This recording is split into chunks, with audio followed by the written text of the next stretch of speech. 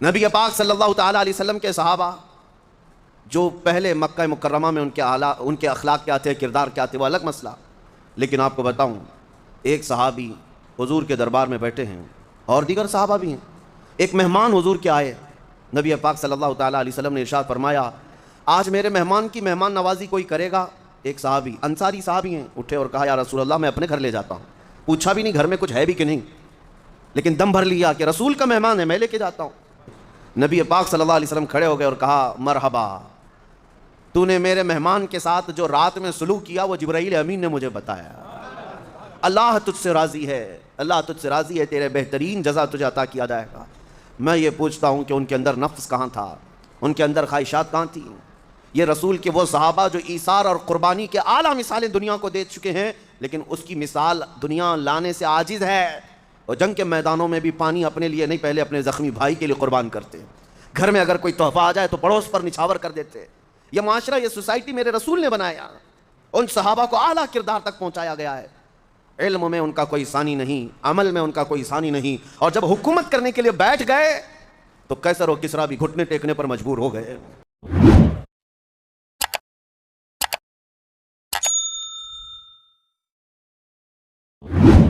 عزیزان گرامی وقار، نبی پاک صلی اللہ تعالیٰ علیہ وسلم کی صحبت اور ان کی معیت جن پاکیزہ نفوس کو ملی ہے وہ دنیا کے سب سے عظیم ترین لوگ ہیں. یعنی صحابیت کا درجہ جس نے پا لیا وہ قیامت تک پیدا ہونے والے انسانوں میں سب سے بہترین انسان ہے. اسی لیے ان کے متعلق اللہ نے قرآن میں فرمایا، اللہ ان سے راضی ہوا اور وہ اللہ سے راضی ہوئے. ایک بات آپ ذہن نشین کر لیں کہ حضور پاک صلی اللہ تعالیٰ علیہ وسلم کے کل صحابہ، ان کی تعداد اللہ اور اس کے رسول بہتر جانتے ہیں.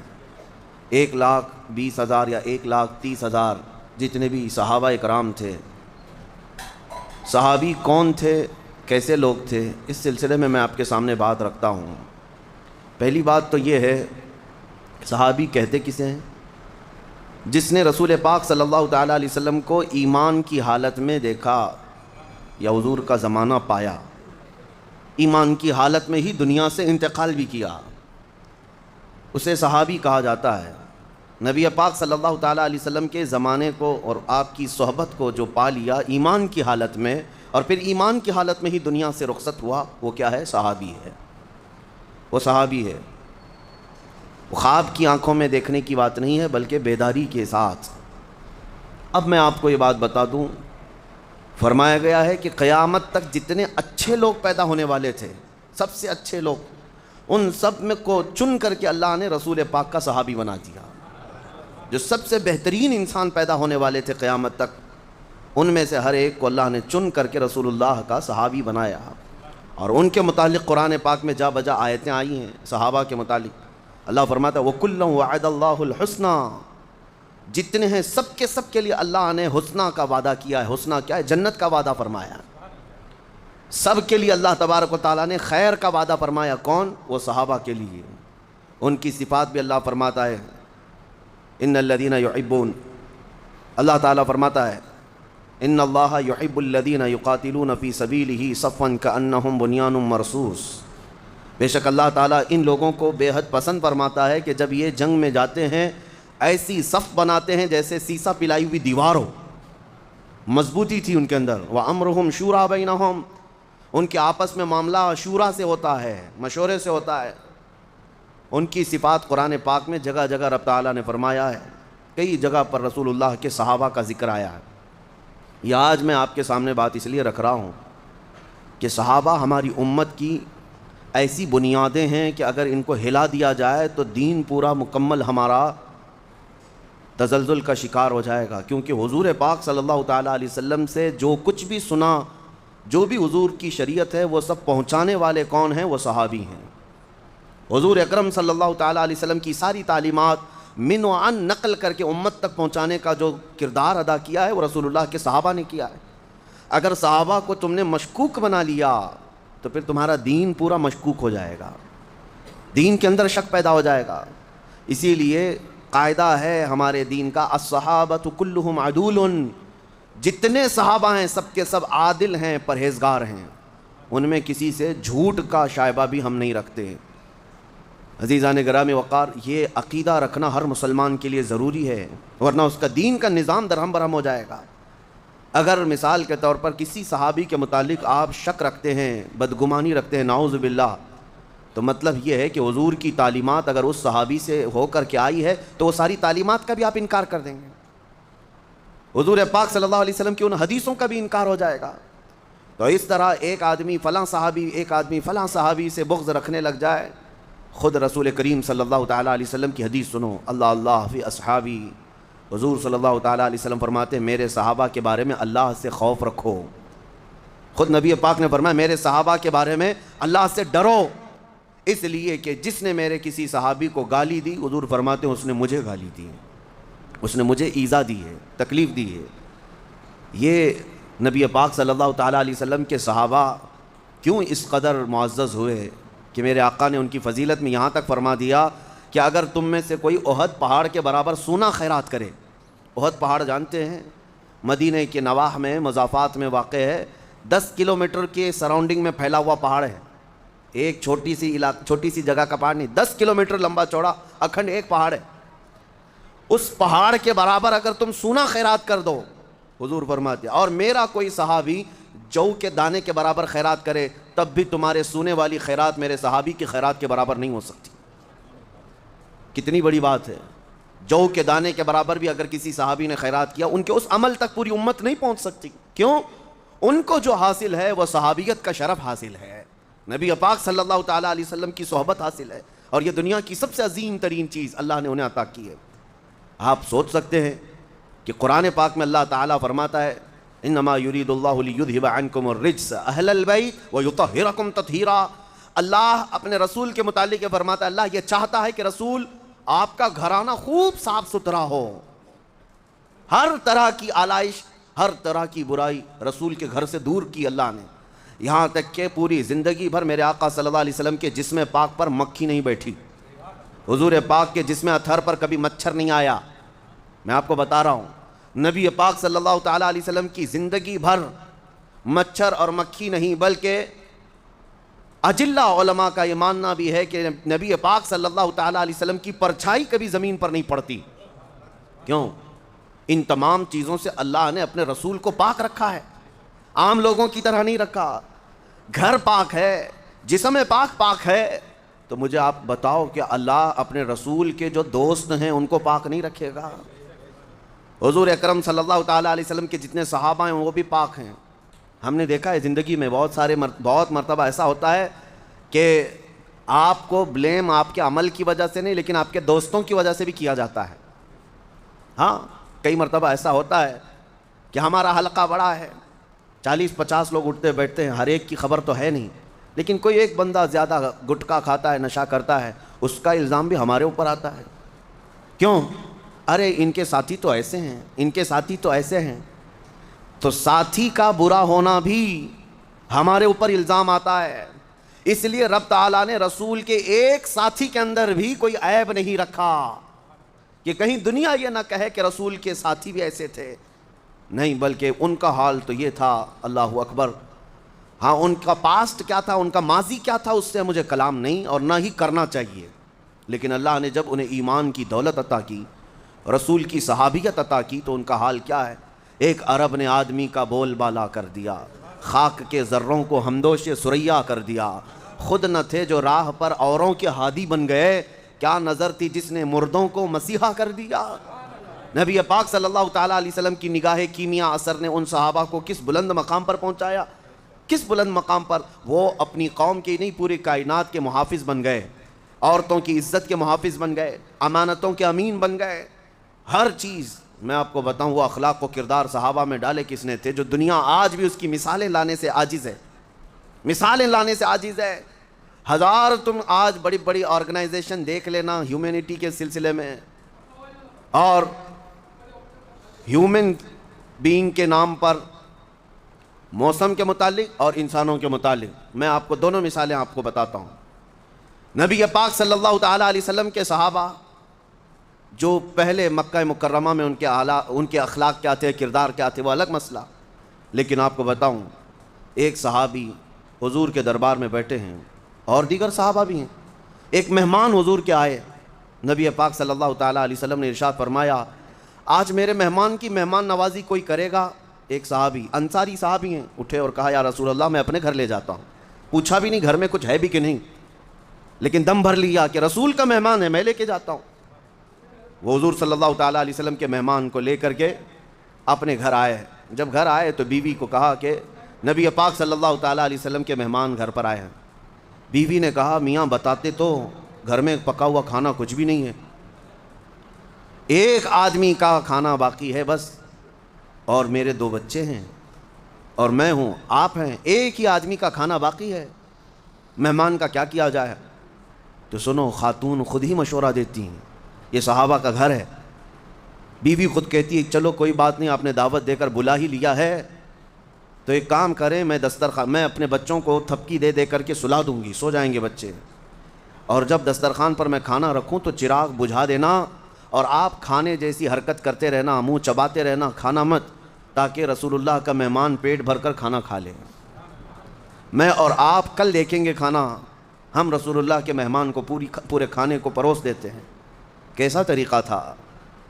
حضور پاک صلی اللہ تعالیٰ علیہ وسلم کے اس صحابی کے گھر میں جو معاملہ ہو رہا ہے, بچوں کو سلا دیا گیا, چراغ گل کر دیا گیا, دسترخوان پر مہمان کھانے کے لیے بیٹھا تو یہ صحابی کھانے کی حرکت کرتے رہے, لیکن کھانے کا ایک لقمہ بھی اپنے منہ میں نہیں رکھا, اور اس مہمان نے کھانا پیٹ بھر کر کھا لیا, آرام کیا. صبح جب مسجد نبوی حضور صلی اللہ علیہ وسلم کے پاس یہ لے کر کے پہنچے, نبی پاک صلی اللہ علیہ وسلم کھڑے ہو گئے اور کہا مرحبا, تو نے میرے مہمان کے ساتھ جو رات میں سلوک کیا وہ جبرائیل امین نے مجھے بتایا. اللہ تجھ سے راضی ہے, اللہ تجھ سے راضی ہے, تیرے بہترین جزا تجھے عطا کیا جائے گا. میں یہ پوچھتا ہوں کہ ان کے اندر نفس کہاں تھا, ان کے اندر خواہشات کہاں تھیں؟ یہ رسول کے وہ صحابہ جو ایثار اور قربانی کے اعلیٰ مثالیں دنیا کو دے چکے ہیں, لیکن اس کی مثال دنیا لانے سے عاجز ہے. اور جنگ کے میدانوں میں بھی پانی اپنے لیے نہیں, پہلے اپنے زخمی بھائی کے لیے قربان کرتے. گھر میں اگر کوئی تحفہ آ جائے تو پڑوس پر نچھاور کر دیتے. یہ معاشرہ, یہ سوسائٹی میرے رسول نے بنایا, ان صحابہ کو اعلیٰ کردار تک پہنچایا گیا ہے. علم میں ان کا کوئی ثانی نہیں, عمل میں ان کا کوئی ثانی نہیں, اور جب حکومت کرنے کے لیے بیٹھ گئے تو قیصر و کسریٰ بھی گھٹنے ٹیکنے پر مجبور ہو گئے. دنیا کو میرے رسول کے غلاموں نے سکھایا آداب زندگی ہوتی کیا ہے, آداب معاشرت کیا ہے, یہ میرے رسول کے غلاموں نے دنیا کو بتایا. پارلیمنٹ کا نظام کس نے لایا ہے؟ یہ رسول اللہ صلی اللہ علیہ وسلم کے یہ سچے غلام صحابہ. حکومت کرنے کا انداز لوگوں کو دکھایا, عدالت کا انداز دکھایا, اور چھوٹے اور بڑے کا فرق مٹایا. جانتے ہو حضرت عمر فاروق کے رعب و دبدبے سے قیصر و کسریٰ کانپتے تھے. ہاں, ڈر کے مارے پوری فوجیں تھراتی تھی. عمر ابن خطاب کا نام. لیکن مسجد میں ایک بار کھڑے ہو کر کے پوچھنے لگے کہ اے لوگوں, اگر میں اپنا کوئی نیا طریقہ شروع کر دوں, رسول اللہ کا طریقہ چھوڑ دوں, تو آپ کا کیا مشورہ, میرے پیچھے چلو گے یا کیا تمہارا کام ہوگا؟ ایک دیہات کے رہنے والے غریب صحابی کھڑے ہو گئے, کہا اے عمر, جب تک آپ رسول اللہ کے پیچھے چل رہے ہماری گردنیں جھکی ہیں, اور جہاں ایک قدم بھی تمہارا ہٹا ہماری تلوار ہوگی اور تمہارا جسم ہوگا, ہم مقابلہ کریں گے. حضرت عمر فاروق رضی اللہ تعالیٰ عنہ نے یہ نہیں فرمایا کہ وقت کے خلیفہ اور امیر المومنین کے ساتھ نے کیسی بدتمیزی کر رہا ہے, نہیں, گلے لگا لیا اور کہا حقیقت میں دین مصطفیٰ یہی ہے, شخصیت کو نہیں دیکھا جاتا, اسلام کی حقانیت کو دیکھا جائے گا. عزیزان گرامی وقار, وہ صحابہ کے مزاج میں آج آپ کے سامنے اس لیے عرض کر رہا ہوں کہ صحابہ نے سچے چہرے کو میرے مصطفیٰ کے دین کے, اللہ کی اس دین کے پوری کائنات میں پیش کیا ہے. آپ کو ایک بات میں بتاؤں, جب نجاشی بادشاہ کے سامنے صحابہ کا ایک قافلہ گیا تھا, وہ حبشہ کا رہنے والا بادشاہ, عیسائی بادشاہ, اور اس کے بعد جب یہ وفد گیا صحابہ کا کہ ہم یہاں رہنے کے لیے آئے, ہمیں پناہ دی جائے, مکہ والے بڑا ظلم کرتے ہیں, اس نجاشی بادشاہ نے کچھ سوالات کیے تھے. سب سے پہلے حضرت جعفر طیار یہ محفل میں حاضر ہوئے بادشاہ کے سامنے. بادشاہ نے پوچھا بتاؤ تو صحیح تمہارا دین ہے کیا, اس دین کی اسپیشلٹی کیا ہے, خصوصیت کیا ہے؟ حضرت جعفر طیار نے ایک ہی جملے میں اپنے دین کی ڈیفینیشن بتائی تھی. ایک جملے میں انہوں نے یہ ارشاد فرمایا تھا, ہمارا رسول وہ ہے جو مخلوق کی عبادت سے نکال کر خالق کی عبادت پہ لگاتا ہے.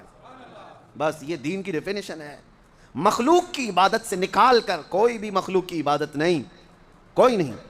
چاہے کوئی اوتار سمجھے چاہے کوئی کچھ سمجھے، ہے تو مخلوق۔ میرا دین یہی ہے، اس کی خصوصیت یہی ہے کہ یہ مخلوق کی عبادت سے نکال کر خالق کی عبادت پر لگاتا ہے۔ اب میں جو مسئلہ عرض کرنے آیا ہوں میرے عزیزو، صحابہ کا بڑا احسان امت پر ہے، بڑا احسان امت پر ہے۔ دین کا سچا چہرہ اگر وہ لے کر نہ چلتے تو دین کا نظام کیا ہوتا؟ آپ کو میں بتاؤں، جب میرے آقا صلی اللہ تعالیٰ علیہ وسلم کا آخری وقت تھا، سارا دین کس سے ہے؟ میرے نبی پاک سے۔ وہ جو نہ ہو تو کچھ نہ ہو، حضور پاک صلی اللہ تعالیٰ علیہ وسلم سے سارا دین ہے۔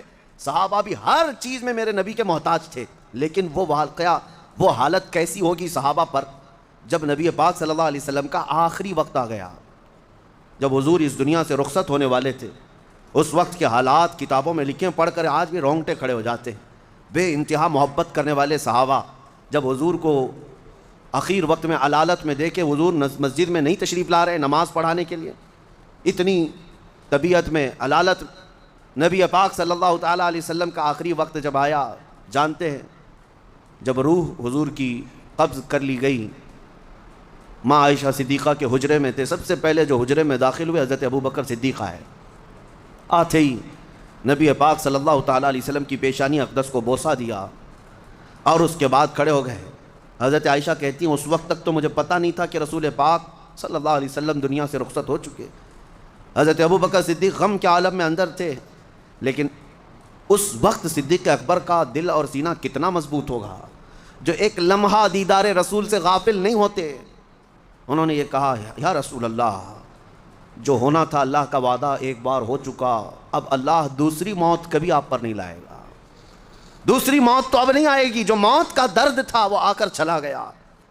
یہ کہہ کر کے حجرے سے باہر نکلے، اعلان کر دیا، اے صحابہ، اللہ کے نبی ہم سے رخصت ہو چکے۔ وہ اپنے رفیق اعلیٰ کے پاس چلے گئے۔ یہ وقت کیسا ہے، سب کے سب ٹھنڈے پڑ جائیں گے، جس پر سارا معاملہ ڈیپینڈ ہو وہ تھوڑا ہٹ جائے تو حالات کیا ہوتے ہیں پتہ ہے؟ یہاں ہم چھوٹی موٹی چیزیں دیکھتے ہیں، کسی ایک تنظیم کا صدر ہے، کسی ایک کمیٹی کا چیف ہے، اس کے ادھر ادھر ہونے سے پوری کمیٹی پر فرق پڑتا ہے۔ یہ تو پورے دین کا نظام تھا۔ جب رسول پاک صلی اللہ تعالیٰ علیہ وسلم نے اپنی آنکھیں بند کر لی تو صحابہ پر کیا حالتیں تھی؟ جیسی اعلان ہوا سب ساکت و جامد تھے صحابہ، ان کے عشق کا مقام تھا، محبت کا تقاضا بھی تھا۔ حضرت عثمان غنی تو ایسے لگتے جیسے پتھر ہے، ان کو کوئی چونٹی کاٹے کوئی ہاتھ مارے تو ہلتے تک نہیں تھے۔ کچھ صحابہ دیوار سے چپکے کھڑے تھے آسمانوں پر دیکھتے ہوئے۔ حضرت عمر کی کیفیت یہ تھی کہ تلوار نکال کر مدینے میں گھومتے تھے، خبردار کسی نے کہہ دیا کہ میرے نبی کا انتقال ہوا میں اس کی گردن مار دوں گا، میرے رسول اللہ کی بارگاہ میں گئے وہ آئیں گے، یہ ان کی محبت کا تقاضا تھا۔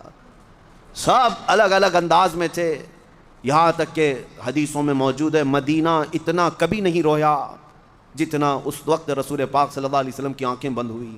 اور صحابہ نے یہ بھی لکھا ہے اس دن سے زیادہ روشن کوئی دن ہی نہیں آیا مدینے میں جب میرے آقا صلی اللہ علیہ وسلم سنیت الوداع کی گھاٹی سے مدینے میں آ رہے تھے۔ اس سے روشن دن کبھی مدینے میں آیا نہیں، اور مدینے والے کہتے ہیں اس سے زیادہ اندھیرا کسی دن آیا ہی نہیں جس دن میرے آقا نے مدینے کو رخصت کیا، دنیا سے رخصتی لے لی، اس سے زیادہ اندھیرا ہماری زندگی میں آیا ہی نہیں۔ اب سوچو دین کا نظام چلنا کیسے ہے۔ حضور پردہ فرما چکے، صحابہ کھڑے ہیں۔ اس وقت جس نے مشن اٹھایا، باغڈور سنبھالی، وہ صدیق اکبر کی ذات تھی۔ کھڑے ہوئے ممبر پر لوگوں سے کہا، اے لوگو بتاؤ تم محمد صلی اللہ علیہ وسلم کی عبادت کرتے تھے یا اللہ کی عبادت کرتے تھے؟ سبوں نے کہا ہم اللہ کی عبادت کرتے تھے۔ تو حضرت ابوبکر صدیق نے کہا وہ اللہ کل بھی تھا، آج بھی ہے، ہمیشہ رہے گا۔ اور محمد صلی اللہ تعالیٰ علیہ وسلم کے متعلق قرآن میں آیت ہے وَمَا مُحَمَّدٌ إِلَّا رَسُولٌ قَدْ خَلَتْ مِن قَبْلِهِ الرُّسُلُ، محمد تو اللہ کے ایک رسول ہیں، ان سے پہلے بھی رسول آئے، لیکن کیا رسول کے جانے کے بعد تم الٹے پاؤں پھر جاؤ گے؟ تو قرآن کی آیت ہے، اللہ فرماتا ہے کسی کا دین سے پھر جانا اللہ کو کوئی نقصان نہیں پہنچا سکتا۔ صحابہ کہتے ہیں اس دن ہم کو لگا یہ آیت کہاں تھی، اب تک ہمارے ذہن میں ہی نہیں آئی۔ سب کھڑے ہو گئے، حضرت ابوبکر نے کہا نماز کا وقت ہے، نماز قائم ہو۔ 2 دن تک نبی پاک صلی اللہ تعالیٰ علیہ وسلم کا جسم ناز حجرے میں رکھا ہوا تھا، 2 دن تک، اور نمازیں برابر وقت پر ہوتی رہیں، اسلامی احکام جیسے تھے ویسے ہی ہوتے رہے۔ حضور کی تدفین کا معاملہ آیا، صحابہ اکرام رضوان اللہ تعالیٰ علیہ مجمعین میں اب کون مشورہ کرے گا؟ اختلافات بہت ہوئے ہیں، لیکن کوئی اختلاف اس غلیظ قسم کا نہیں تھا کہ ایک دوسرے کو گالیاں دی جائیں۔ یہاں تک کہ میں آپ کو بتاؤں، یہ مسئلہ آج میں نے جمعہ میں چھیڑا ہی اس لیے ہے کہ آج اس کی ضرورت ہے. میں ابھی بتاتا ہوں. حضور کے وصال کے بعد جب آپ کی تدفین کا معاملہ آیا، غسل کے لیے صحابہ میں اختلاف ہوا کہ غسل دینا چاہیے کہ نہیں دینا چاہیے، اور دے گا تو کون دے گا؟ نبی پاک صلی اللہ علیہ وسلم کے جسم پاک کو. صحابہ کہتے ہیں ہم حجرے میں کھڑے تھے، آدھے کہہ رہے تھے کہ غسل دینا ہے اور آدھے کہہ رہے تھے نہیں دینا. اختلاف ہے یا نہیں ہے؟ فرماتے ہیں اچانک ہمیں اونگ آئی، سب جتنے تھے وہاں پر اونگ آئی، جیسے جھپکی لگتی نیند. تھوڑی دیر کے لیے اونگ آئی، اس کے بعد ہم نے سر جھٹک کر بیداری کا اظہار کیا. دیکھا تو ہم تو بیدار تھے، لیکن رسول پاک غسل کیے ہوئے تھے، جسم پاک پر پانی کے قطرات تھے. صحابہ نے کہا یہ اللہ کی مرضی ہے، اپنے رسول کو اس نے اپنے ملائکہ سے غسل دیا. پھر اب دفن کہاں ہو، اس سلسلے میں بھی صحابہ کا اختلاف تھا. بعض صحابہ کہتے تھے کہ بیت المقدس لے کر کے جائیں گے، مسجد اقصیٰ میں جہاں کثرت سے انبیاء کرام دفن ہیں وہاں ہم رسول اللہ کو دفن کریں گے. بعض کہتے تھے نہیں، حضور کا پیدائشی مقام مکہ ہے، ہم مکہ لے کر جائیں گے.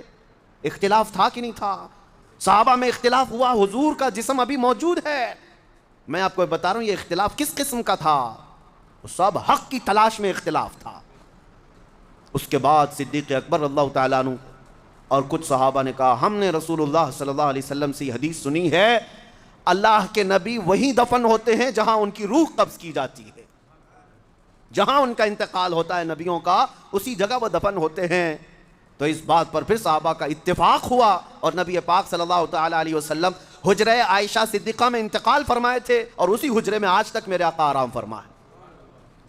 تدفین کا معاملہ تھا، بغلی قبر کھودی جائے کہ صندوق والی قبر کھودی جائے. بعض صحابہ کہتے ہیں کہ صندوق والی قبر جو باکس ٹائپ کی ہمارے یہاں ہوتی ہے، اور ایک ہوتی ہے بغلی قبر جس کو لحد کہتے ہیں، ایل شیپ میں ہوتی ہے، یعنی قبر کھود کر کے پھر اندر کی طرف ایک اور کھڈا کھودا جاتا ہے اور میت کو اس طرف رکھ کر کے پھر قبر کو بند کر دیا جاتا ہے. حضور پاک صلی اللہ تعالیٰ علیہ وسلم کی قبر انور کے لیے بھی اختلاف ہوتا رہا. پھر صحابہ نے کہا نبی پاک صلی اللہ تعالیٰ علیہ وسلم نے اپنی زندگی میں اس کا اظہار فرمایا تھا کہ بغلی قبر اچھی ہوتی ہے، مجھے پسند ہے. پھر بغلی قبر کھودی گئی. ہر چیز کا اختلاف رسول پاک کی حدیث پر جا کر ختم ہو جاتا تھا. اب میں آپ کو بتاؤں اس کے بعد دین کا نظام کون چلایا. حضور اکرم صلی اللہ تعالیٰ علیہ وسلم اس دنیا ظاہری سے پردہ فرما چکے، وہ اپنی قبر انور میں گئے تو دین کا نظام کیا ٹھپ پڑ گیا، ختم ہو گیا؟ سب نمازیں بند، اذانیں بند نہیں. کچھ تو منکرین ہوئے بھی، لیکن جہاد کر کے صدیق اکبر نے ہر ایک کا قلعہ ختم کیا اور میرے مصطفیٰ کے دین کو لے کر آگے بڑھتے رہے. اتنا آگے بڑھتے رہے، اتنا آگے بڑھتے رہے کہ صحابہ کی زندگی میں ہی اسلام پوری کائنات میں روشنی کے طور پر پھیل چکا تھا. اس کی سرحدیں نہیں تھی. صحابہ کہاں کہاں تک جاتے تھے. مصر فتح ہوا، عراق فتح ہوا، یمن فتح ہوا، فلسطین فتح ہوا، یورپ میں اسلام چلا گیا، لیکن پھر بھی ان کی سیمائیں نہیں تھی، سرحدیں نہیں تھی. آپ کو بتاؤں 1400 سال پہلے صحابہ کا حال یہ، عقبہ بن نافع عمرو بن عاص کے ساتھ مصر فتح کرنے والے گورنر ہیں، وہ سپہ سالار ہیں. عقبہ بن نافع یہ جرنیل ایک دن گھوڑا لے کر رات کے وقت اندھیرے میں نکل پڑے، چند ساتھی بھی پیچھے آئے. 14ویں کا چاند طلوع ہے، 1400 سال پہلے کی بات کر رہا ہوں. 14ویں کا چاند طلوع ہے. عقبہ بن نافع گھوڑے کو ایڑ لگاتے اور اچھال دیتے تھے. گھوڑا اچھلتا تھا پھر نیچے آتا تھا، اچھلتا تھا پھر نیچے آتا تھا. کوئی کھیل ہے، کوئی کرتب ہے، کوئی تماشا ہے؟ ساتھیوں نے پوچھا عقبہ بن نافع سے کیا کر رہے ہو آپ، گھوڑے کو ایڑ لگاتے ہو، گھوڑا اچھلتا ہے پھر آتا ہے. عقبہ بن نافع کہتے ہیں سارے علاقے فتح کرتے کرتے چلے گئے، میری خواہش یہ ہے کہ کاش میرا گھوڑا چھلانگ لگا کر چاند پر جاتا، میں وہاں پر میرے مصطفیٰ کا جھنڈا لہرا کر آتا. ان کی سیمائیں نہیں تھی، ان کی سرحدیں نہیں تھی. اسلام کے لیے وہ اتنے مخلص تھے کہ انہوں نے بیابانوں کو، جنگلوں کو، صحراؤں کو سب طے کر لیا. اور آج کا کم ظرف انسان ان صحابہ کے بارے میں اگر انگلی اٹھاتا ہے، اس سے بڑا بدبخت کون ہے، اس سے بڑا ہرما نصیب کون ہے، جنہوں نے ان کی محنتوں کو نہیں دیکھا. صحابہ کی تکالیف تمہیں پتہ ہے، مشقتیں، میاں زندگی بھر ان کے استقامت کے امتحانات آج بھی تم لے کر کے دکھاؤ، کیا ان کے ساتھ امتحانات کم ہوئے؟ ایسے امتحانات جن کو ذکر کرنے سے آج آنکھیں بھیگ جاتی ہیں. رسول پاک کے نام پر انہیں کیا ایذائیں نہیں دی گئی. کیا آپ کو پتہ ہے وہ سیدہ سمیہ کو مکہ میں کس طرح سے مارا گیا تھا؟ ان کے چاروں ہاتھ پیر کو گھوڑے کے چاروں پیروں سے باندھ کر گھوڑے کو دوڑایا گیا تھا. ایک ایک ہڈی سرکتی تھی. اور جب چوراہے پر گھوڑا دوڑتا ہوا آیا تو ابو جہل نے سیدہ سمیہ کی شرمگاہ پر نیزہ مار کر انہیں شہید کیا تھا. عمر والی خاتون تھی، صحابیہ تھیں، جان دے دیا لیکن دین اسلام سے ایک حرف بھی نہیں ہٹنے کو تیار. آخری جملوں پر بھی یہی تھا، اللہ احد، میرا اللہ ایک ہے. ان کے استقامت کے جذبے. آپ کو پتا ہے احد کے میدان میں عبداللہ بن جہش ایک صحابی ہیں جن کے 80 ٹکڑے کیے گئے تھے، 80 ٹکڑے جسم کے، اور کافروں نے ہر ٹکڑے کو ہار بنا کر کے رسی میں پرو کر گلے میں پہن لیا تھا، اور دنیا کو دکھا رہے تھے یہ محمد عربی کا غلام ہے، بہت اتراتا تھا، اس کے ٹکڑے آج ہمارے گلے میں ہیں. وہ صحابہ نے ہر مشقت، ہر چیز کا سٹرگل کیا ہے. آج مجھے درد اس بات کا ہوتا ہے ان کی طرف بھونکنے والے کتنے بد نصیب لوگ ہیں. انہوں نے رسول اللہ کی صحابیت پائی ہے، صحابیت ہی نہیں معیت پائی ہے، اپنی زندگیاں وار دی ہے میرے آقا کے نام پر. ان کتوں کو پتہ نہیں، ان کے اعمال دیکھو اور حضور کے صحابہ کی بات کرتے ہیں. تم نے زندگی بھر عیاشیاں نہیں چھوڑی، وہ صحابہ ہیں. ایک اعلان کان میں آ جاتا رسول پاک کا، برسوں پرانی عادتیں ٹھوکر مار کر چھوڑ دیتے تھے. حضرت انس خود فرماتے ہیں میں 10 سال کا تھا، شراب جب ابھی حرام نہیں ہوئی تھی اسلام میں، لوگ بیٹھ کر کے شراب پیتے تھے، قہوہ خانے تھے جگہ جگہ جیسے چائے کی دکانیں ہوتی. حضرت انس کہتے ہیں میں پیالے بھر بھر کر لوگوں کو شراب دیتا تھا، سپلائی کرتا تھا. ایک شام ایسی کہ مدینے کی گلیوں میں آواز آئی، یا ایھا المسلمون قال رسول اللہ صلی اللہ علیہ وسلم حرمت الخمر، اے مسلمانوں اللہ کے رسول نے فرمایا آج سے شراب حرام ہے. حضرت انس کہتے ہیں جتنے وہاں بیٹھے تھے جس کے ہاتھ میں پیالہ تھا وہیں سے چھوٹ گیا، کسی نے ہونٹوں تک لگایا تھا وہیں سے پٹک دیا، مٹی کے پیالے تھے. حضرت انس کہتے ہیں میں نے بھی چھوڑ دیا، دیکھا جتنے لوگ بیٹھے ہیں سب کے ہاتھوں سے مٹکے ٹوٹ گئے. کوئی یہ نہیں کہتا تھا کہ ابھی پی لیتے ہیں بعد میں جا کر حضور سے پوچھ لیں گے مسئلہ کیا ہے، بات پکی ہے بھی یا نہیں یہ بعد میں دیکھ لیں گے، پہلے آج کا تو آج پی لیں گے. آج کے عمل نہیں ہے ایسے لوگوں کے. ہاں تمہارے تو روزے بھی اس طرح کے ہو جاتے ہیں، پہلے کھا لیتے ہیں بعد میں دیکھیں گے ٹائم کیا ہو رہا ہے. وہ صحابہ کے کانوں میں ایک بار آواز آ گئی، رسول اللہ نے فرمایا ہے، بدل لیا ساری عادتیں. حضرت انس کہتے ہیں یہ تو میں جہاں تھا وہاں کا. پھر ہم نکلے مدینے کی گلیوں میں، جیسے جیسے ہم آگے بڑھتے تھے تو دیکھا مدینے کی ساری نالیاں شراب سے بہہ رہی. سبوں نے گھروں میں موجود 50-50 سال 60-60 سال پرانی جو شراب کے مٹکے تھے سب توڑ ڈالے. لیکن حیرت کی بات یہ ہے میرے عزیزو، کوئی ابھی تک حضور کے پاس آ کر پوچھا بھی نہیں کہ آپ نے صحیح کہا یا نہیں. اعلان آ گیا. ان کا عمل وہ تھا میرے مصطفیٰ کی بات پر ایسا یقین رکھنے والے صحابہ. آپ کو میں بتاؤں وہ کس قدر وفادار تھے. حضرت انس بن نزیر حضور کے رازدار صحابی ہیں. حضور ایک بار ان کے گھر گئے، ایک مکہ سے لیٹر آیا تھا، مکہ والے جو کام کر رہے ہیں جنگوں کی تیاری کر رہے تھے، کسی نے وہاں سے خبر بھیج دی. نبی پاک صلی اللہ علیہ وسلم نے انس بن نزیر سے کہا پڑھو کیا ہے. انہوں نے پڑھ کر سنایا. حضور نے کہا کہ ٹھیک ہے اس کو راز میں رکھنا، کسی کو پتہ نہ چلے. فرمایا حکم حضور آپ کا. سر آنکھوں پر نبی پاک صلی اللہ علیہ وسلم گھر سے نکلے، بیوی اندر سے آئی انس بن نزیر کی، وہ ایسی بیوی جس کو حضرت انس بہت چاہتے تھے، عشق تھا ان کے درمیان، بڑی محبت کرتے اپنی بیوی سے. بیوی باہر آئی، انس بن نزیر سے پوچھا کیا رسول اللہ صلی اللہ علیہ وسلم کے پاس کیا بات چل رہی تھی.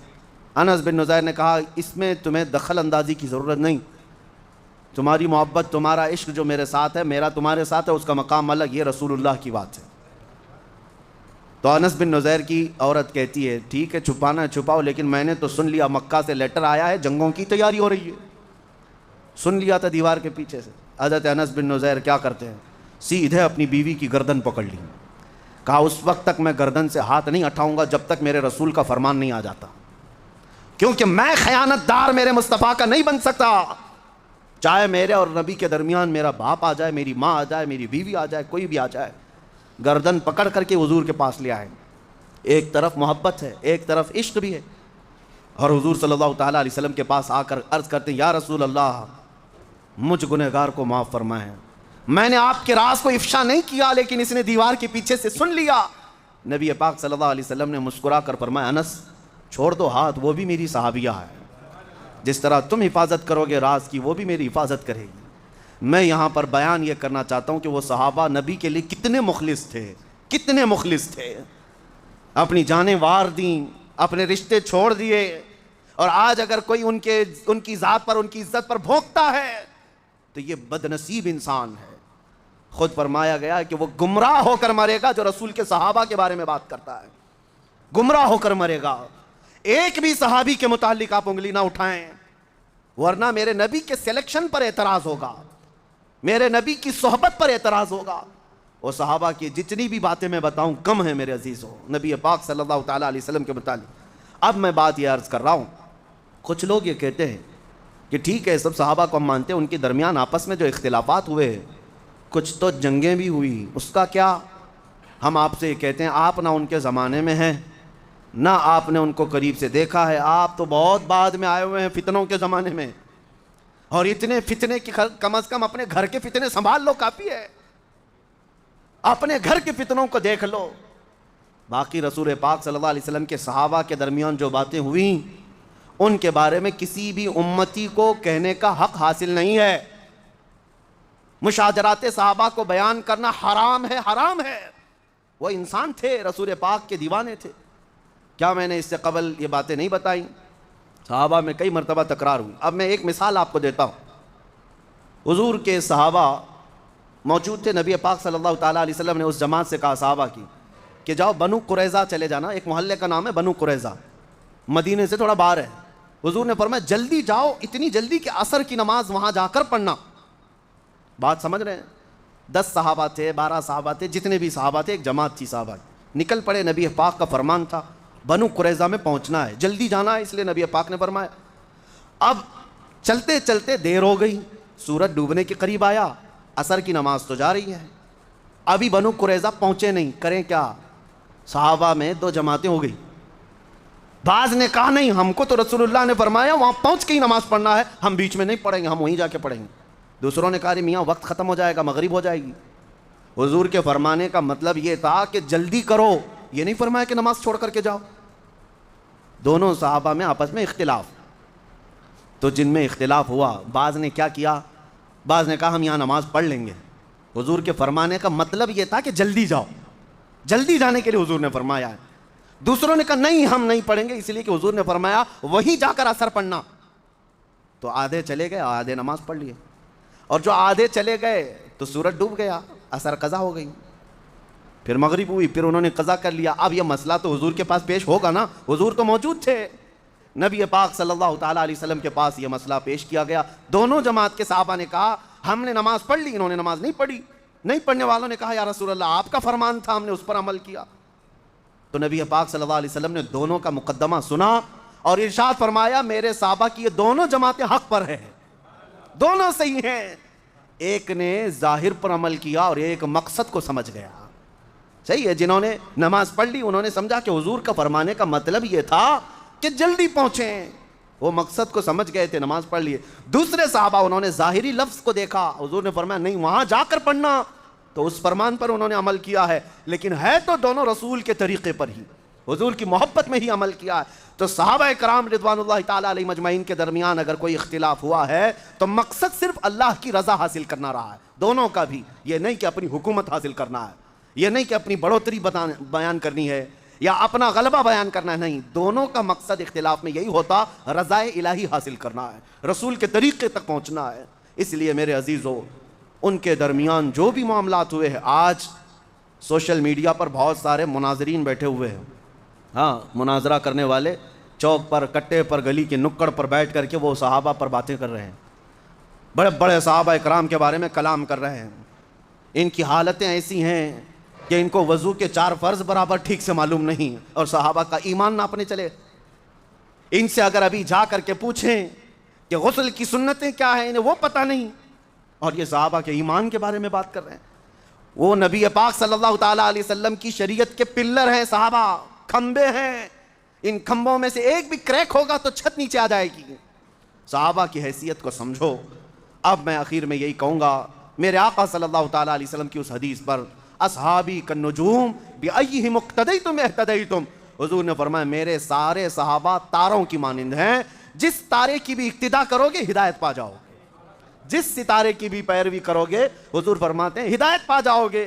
اور الحمدللہ اہل سنت و جماعت کا موقف ہر زمانے میں یہی رہا کہ رسول اللہ کے صحابہ سب کے سب عادل ہیں، ثقہ ہیں، پرہیزگار ہیں، ان کے بارے میں کلام کرنا گمراہی ہے اور بدعقیدگی ہے۔ اسی لیے اہل بیت جو رسول اللہ کی آل ہے اس پر بھی انشاءاللہ میں کلام کروں گا۔ آج صحابہ کے بارے میں نے عرض کیا، یہ دونوں آنکھیں ہیں ہماری، اہل بیت رسول اللہ کی اور رسول اللہ کے صحابہ۔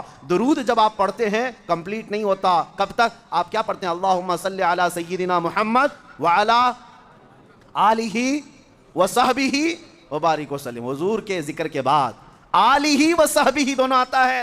اے اللہ درود بھیج محمد صلی اللہ علیہ وسلم پر اور ان کی آل پر اور ان کے صحابہ پر۔ آل کو بھی ہم جمع کرتے ہیں درود میں اور صحابہ کو بھی جمع کرتے ہیں۔ یہ اہل سنت و جماعت کا ہر زمانے میں عقیدہ رہا ہے۔ اسی کو اعلیٰ حضرت فاضل بریلوی رحمۃ اللہ علیہ نے فرمایا ہے، اہل سنت کا ہے بیڑا پار اصحاب حضور، نجم ہے اور ناؤ ہے اطرت رسول اللہ کی۔ نبی پاک صلی اللہ علیہ وسلم کے ان صحابہ کے فیوز و برکات اللہ ہم سب کے گھروں پر عطا فرمائے، قیامت تک ہماری نسلوں میں مولا عاشقان مصطفیٰ پیدا فرمائے، گمراہی اور بد عقیدگی سے اللہ تعالی ہم سب کے گھروں کو اور نسلوں کو محفوظ فرمائے۔ وآخر دعوانا ان الحمدللہ رب العالمین۔ خصوصیت کے ساتھ کچھ درخواستیں آئی ہیں اور ایک اعلان بھی ہے۔ محمود مومن صاحب ICU میں ہیں، دعا کریں اللہ تعالیٰ اپنے